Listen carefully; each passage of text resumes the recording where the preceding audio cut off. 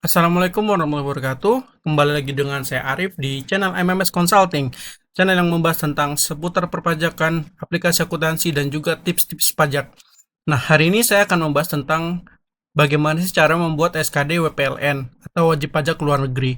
Nah, fungsi SKD sendiri ini adalah untuk memanfaatkan P3B atau Tax Treaty, teman-teman. Jadi, ketika teman-teman menggunakan SKD, maka lawan transaksi teman-teman yang khususnya berada di luar negeri bisa memanfaatkan fasilitas berupa tarif tarif pajak. Ada yang 0%, ada yang lebih kecil ketika teman-teman memiliki SKD. Nah, itu fungsi SKD ya teman-teman. Jadi untuk pengurangan pajak. Nah, apa sih yang harus disiapkan untuk teman-teman membuat SKD? Yang pertama itu harus ada form DGT teman-teman. Nah, form DGT itu bentuknya seperti ini ya teman-teman. Nah, di ini diisi dari eh, supplier, atau pemberi jasa atau lawan transaksi teman-teman yang berada di luar negeri ya teman-teman. Nah, biasanya DGT ini dikasih juga sama file yang bernama COR atau Certificate of Residence. Nah, itu juga sama, yang memberikan itu adalah lawan transaksi yang berada di luar negeri.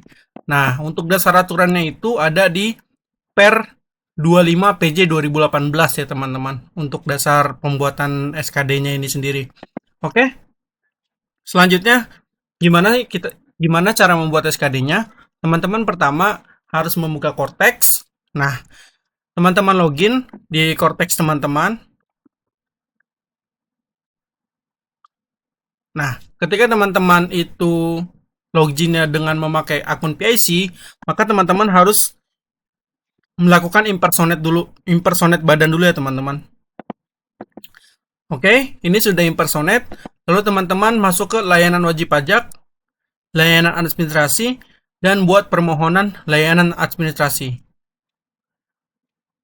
Selanjutnya teman-teman klik menu yang ini ya teman-teman, tanda mikroskop, tanda cari, lalu pilih wajib pajaknya. Oke, nah selanjutnya dia akan muncul nih menu-menu uh, yang akan kita buat. Karena yang akan kita buat itu adalah SKD, maka teman-teman pilih yang AS.03. Nah, ini ada muncul dua pilihan, teman-teman pilih yang wajib pajak luar negeri. Ini kita rekam kasus baru ya teman-teman. Oke, selanjutnya setelah masuk ke sini, teman-teman klik alur kasus. Nah, teman-teman menunggu supaya ini muncul semua ya teman-teman. Oke, nanti munculnya seperti ini teman-teman.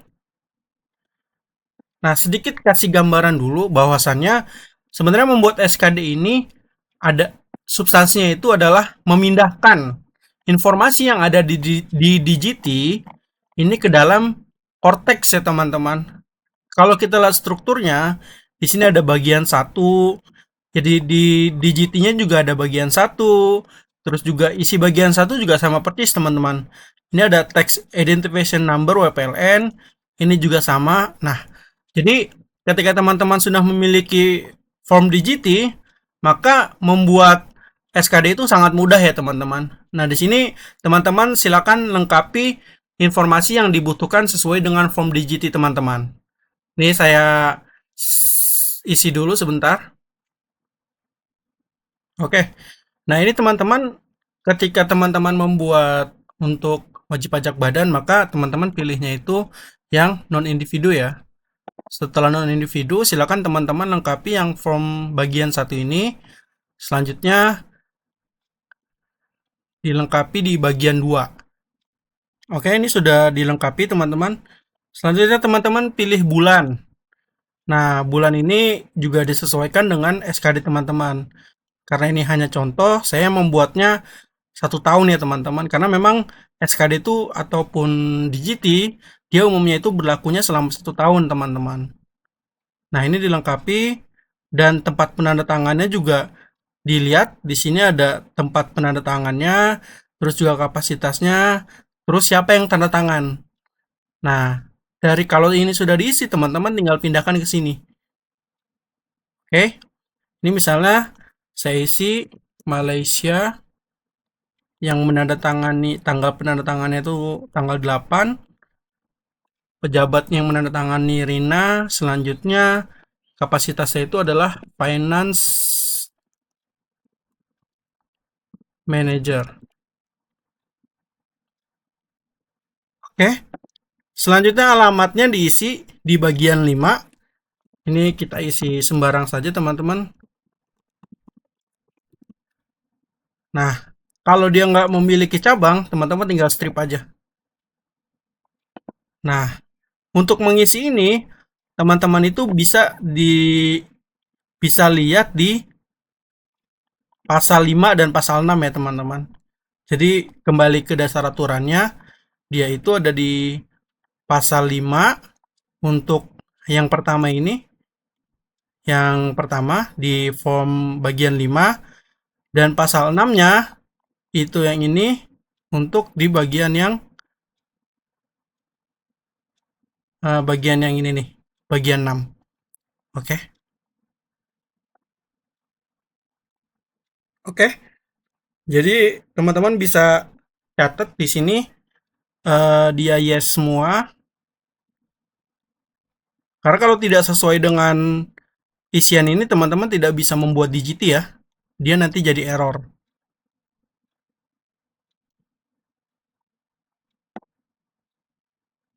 Ini.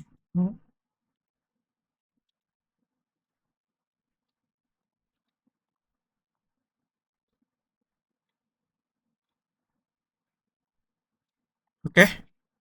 Begini ya teman-teman ya. Pengisiannya boleh di screenshot untuk menjadi dasar teman-teman membuatnya. Oke. Selanjutnya teman-teman masuk ke bagian 7, teman-teman centang dan teman-teman eh, masukkan tempat penandatangannya.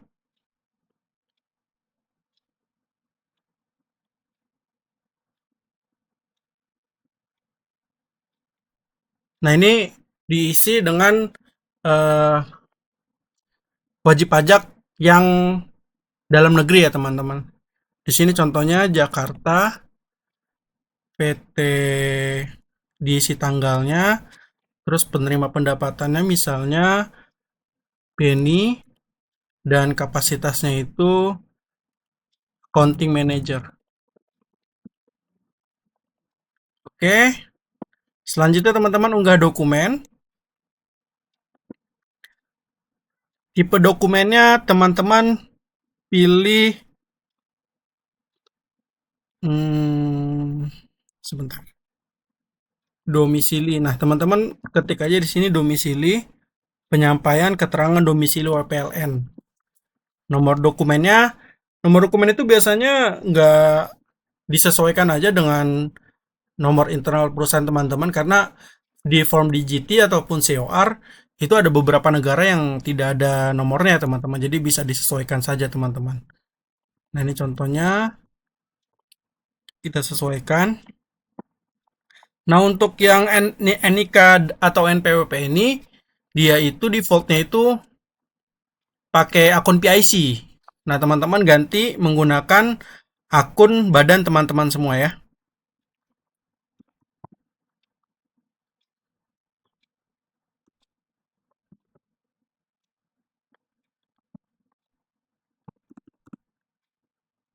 Oke, setelah teman-teman ganti, perihalnya sudah otomatis, pengirim dokumennya, misalnya saja di sini sama-sama Beni ya. Atau teman-teman isi kurir juga nggak apa-apa.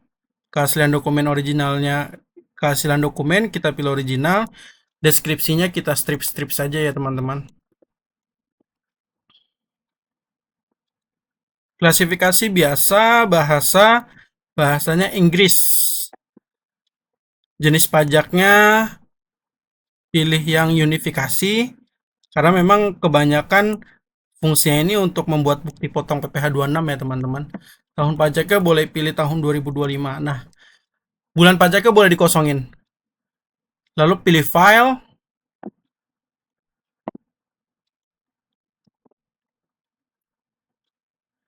masukkan ini filenya ini ini ya, file form DGT plus COR atau COR ya teman-teman. Oke, setelah teman-teman upload, teman-teman bisa klik simpan.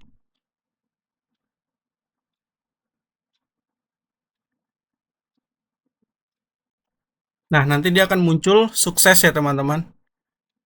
Dan di sini juga sudah ada unggah dokumen. Selanjutnya klik yang ini, saya menyatakan bahwa surat keterangan domisili wajib pajak luar negeri ini sudah benar.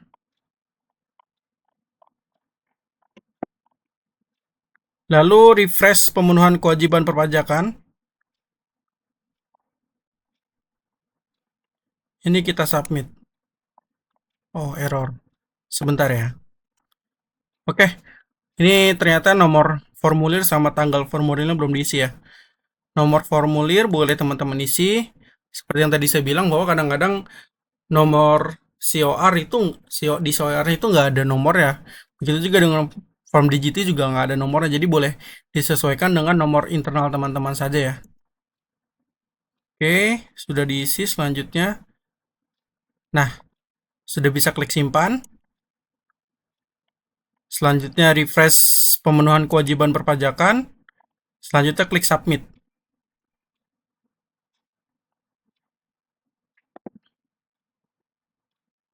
Oke, setelah klik submit, teman-teman scroll ke bawah.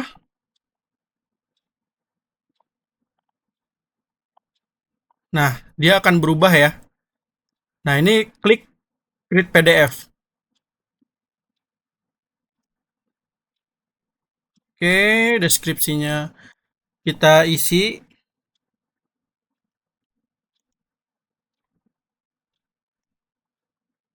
Biasa, deskripsinya di strip-strip saja. Bahasanya Inggris. Jenis pajaknya juga sama ya, unifikasi. Sesuaikan saja dengan yang tadi ya teman-teman.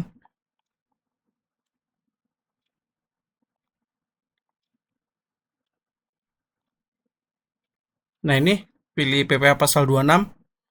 Sebenarnya ini kalau nggak diisi juga nggak apa-apa karena nggak ada bintangnya ya. Tahun pajaknya pilih tahun 2025. Bulan pajaknya dikosongin aja. Header dokumennya juga dikosongin lalu simpan. Oke. Dia sukses. Selanjutnya teman-teman klik lanjut. Nah, sudah sampai sini teman-teman masuk ke portal saya. Selanjutnya di kasus saya, teman-teman refresh dan pilih kasus yang tadi teman-teman buat. Nah, masuk ke menu dokumen. Nah, di sini sudah ada nih tanda terima SKDW PLN. Sampai dengan di sini, ini sudah berhasil lah teman-teman. Jadi seperti itu dan ketika teman-teman ingin membuat bukti potong PPh 26, teman-teman masukin yang ini. Nanti secara sistem Cortex, teman-teman sudah mendetek ya. Udah otomatis keisi PT ABC Malaysia di country-nya Malaysia dan informasi-informasi lainnya gitu ya teman-teman. Tinggal dilengkapi saja. Oke, mungkin itu cara membuat SKD WPLN teman-teman. Kalau mungkin ada pertanyaan boleh di komen. Nanti insya Allah saya jawab ya teman-teman. Kurang lebihnya mohon maaf. Jangan lupa like dan subscribe. Wassalamualaikum warahmatullahi wabarakatuh.